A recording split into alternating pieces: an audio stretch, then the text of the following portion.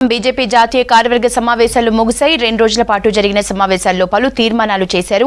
వారసత్వ కుటుంబ రాజకీయాలకు స్వస్తి పలికే రోజులు దగ్గరలోనే ఉన్నాయన్నారు ప్రధాని మోడీ. రాజకీయ తీర్మానం ప్రవేశపెట్టిన అమిత్ షా కాంగ్రెస్ తీరుపై తీవ్ర స్థాయిలో ఆగ్రహం వ్యక్తం చేశారు. జాతీయ కార్యవర్గ సమావేశాల సందర్భంగా తెలంగాణపై ప్రకటన విడుదల చేసింది బీజేపీ. టీఆర్ఎస్ 8 ఏళ్ల పాలనలో మధ్యతరగతి ప్రజలందరూ నిరాశలో ఉన్నారని, అధికారంలోకి వస్తే నీళ్లు, నిధులు, నియామకాల నినాదాన్ని పూర్తి చేస్తామని అన్నారు కమలం లీడర్స్. హైదరాబాద్ వేదికగా 2 రోజుల పాటు జరిగిన బీజేపీ జాతీయ కార్యవర్గ సమావేశాలు ముగిశాయి. దేశంలో రాజకీయ, ఆర్థిక, విదేశాంగ విధానాలపై నేషనల్ కౌన్సిల్లో చర్చించారు. దక్షిణాదిలో ఏ విధంగా ముందుకు వెళ్లాలి, తెలంగాణలో టీఆర్ఎస్ ను ఏ విధంగా కట్టడి చేయాలన్న దానిపై సమావేశంలో కీలకంగా చర్చించినట్లు సమాచారం. పార్టీని సంస్థాగతంగా బలోపేతం చేసే విషయంపై ఫోకస్ పెట్టాలని నిర్ణయించారు. పార్టీ బలోపేతమే లక్ష్యంగా ప్రతి ఒక్కరూ పనిచేయాలని దిశానిర్దేశం చేశారు పార్టీ పెద్దలు.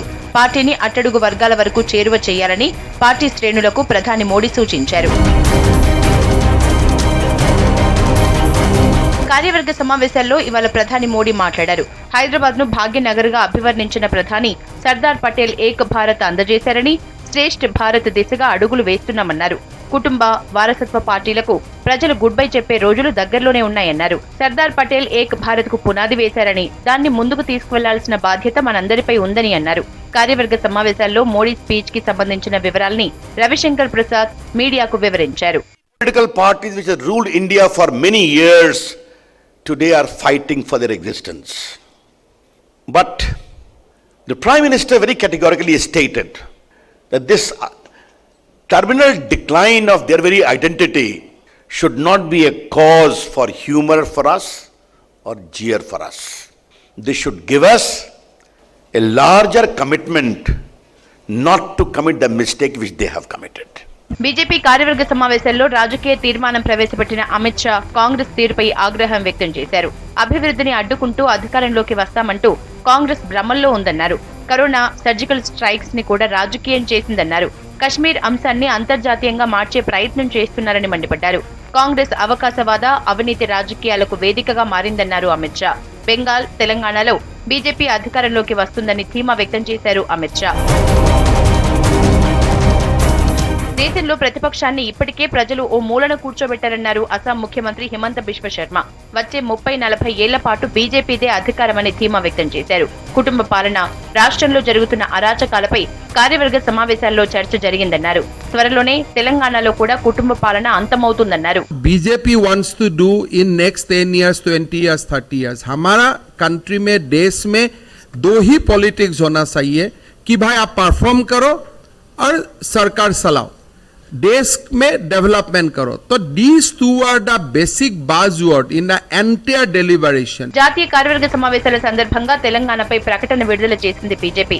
నీళ్లు, నిధులు, నియామకాలు జరగలేదని, బీజేపీ జాతీయ కార్యవర్గ సమావేశాల్లో తెలంగాణపై చర్చ జరిగిందని నోట్ రిలీజ్ చేశారు. టీఆర్ఎస్ 8 ఏళ్ల పాలన తర్వాత తెలంగాణలో పేద, మధ్యతరగతి ప్రజలందరూ నిరాశలో ఉన్నారన్నారు కేంద్ర మంత్రి పీయూష్ గోయల్. నీళ్లు, నిధులు, నియామకాల నినాదాన్ని బీజేపీ అధికారంలోకి వస్తే పూర్తి చేస్తామన్నారు. तेलंगाना के लोगों की तकलीफें बढ़ती जा रही हैं. तेलंगाना बना था जब भारतीय जनता पार्टी ने संघर्ष किया.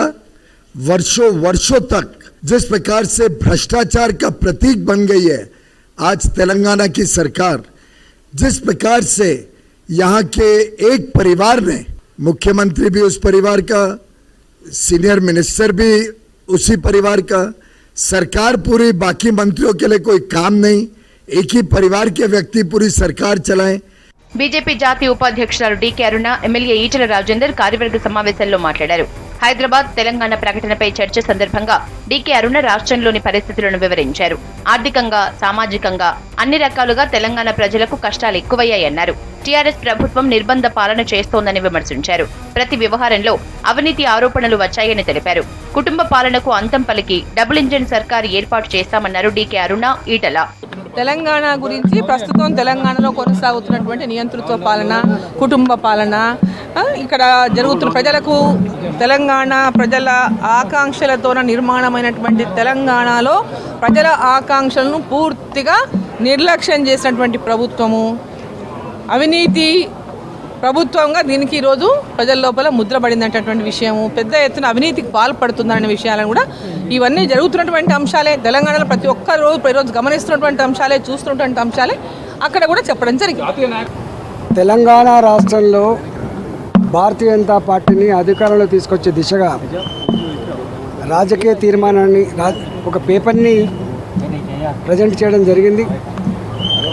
దాన్ని బట్టి మాకు అర్థమవుతా ఉంది, పూర్తి స్థాయిలో సర్వసన్నద్ధం కావడానికి, తెలంగాణ రాష్ట్రంలో గెలవడానికి అన్ని రకాల నిర్ణయాలు తీసుకోవడానికి మాకు కనపడుతూ ఉంది. కేసీఆర్ ప్రభుత్వం మీద ప్రజలందరూ కూడా విశ్వాసం కోల్పోయింది కాబట్టి ఈ కుటుంబ పాలనని అంతమొందించాలని, ఈ నిరంకుశ నియంత పాలనని అంతమొందించాలని చెప్పి వారు ఇచ్చిన పిలుపు మేరకే మా కేంద్ర పార్టీ పూర్తి స్థాయిలో దృష్టి సారించింది. ఆత్మ బలిదానాలతోనే తెలంగాణ సాధ్యమైందన్నారు కేంద్ర మంత్రి అనురాగ్ ఠాగూర్. జాతీయ కార్యవర్గ సమావేశంలో భాగంగా రాష్ట్ర బీజేపీ ఆధ్వర్యంలో ఏర్పాటు చేసిన ఎగ్జిబిషన్ ని ఆయన విజిట్ చేశారు. మహాయుద్ధం ద్వారానే రాష్ట్రం వచ్చిందన్నారు అనురాగ్ ఠాగూర్. 2 రోజుల పాటు కొనసాగిన జాతీయ కార్యవర్గ సమావేశాల్లో పార్టీ బలోపేతం, సంస్థాగత నిర్మాణం, దేశంలోని పరిస్థితులపై చర్చించారు నేతలు. పశ్చిమ బెంగాల్, కేరళతో పాటు దక్షిణాది రాష్ట్రాలైన తమిళనాడు, తెలంగాణలో పాగా వేయటంపై డిస్కస్ చేశారు.